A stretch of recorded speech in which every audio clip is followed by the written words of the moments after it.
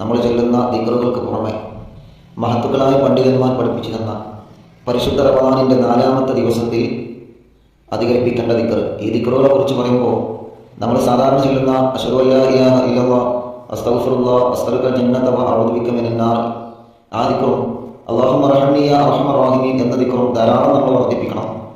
അതിൽ യാതൊരു സംശയവുമില്ല. അതോടുകൂടെ തന്നെ മഹാന്മാരെ പഠിപ്പിച്ച റമദാൻ 4ന്റെ ദിക്ർ അല്ലാഹുമ്മ ഖവ്വിനി ഫീഹി അലാ ഇഖാമത്തി അംരിക് വഅദ്ഖിനി ഫീഹി ഹലാവത ദിക്രിക് വഔസിഅനി ഫീഹി ലിഅദാഇ ശുക്രിക ബികറമിക് വഹ്ഫദ്നി ഫീഹി ബിഹഫ്ദിക വസിത്രിക് യാ അബ്സറൻ നാദിരീൻ. വലിയ മഹത്വമുള്ള ദിക്റാണ്. ആ ദിക്റിന്റെ അർത്ഥം എന്താ? അല്ലാഹുവേ, നിനക്ക് വഴിപ്പെടാൻ, നിനക്ക് ഇബാദത്തെടുക്കാൻ എനിക്ക് നീ ശക്തി പകരണം. ശക്തി വേണമല്ലോ, നമുക്ക് ആരോഗ്യം വേണമല്ലോ. അതുകൊണ്ട് നിനക്ക് ഇബാദത്തെടുക്കാനുള്ള ആരോഗ്യം നീ എനിക്ക് തരണം. വഅദ്ഖിനി ഫീഹി ഹലാവത ദിക്രിക്, മാത്രമല്ല നിനക്ക് ഞാൻ ദിക്ർ ചൊല്ലുമ്പോൾ, നിന്നെ പേടിച്ച് ഞാൻ നമസ്കരിക്കുമ്പോഴും ഖുർആൻ ഓതുമ്പോഴും അതിൻ്റെ ഈമാനിൻ്റെ ഒരു മാധുര്യം നീ എനിക്ക് തരണം. നമ്മൾ ഭക്ഷണം കഴിക്കുമ്പോൾ ഒന്നിരിക്ക മധുരം അല്ലെങ്കിൽ എരിവ് നമുക്ക് അനുഭവപ്പെടണമല്ലോ.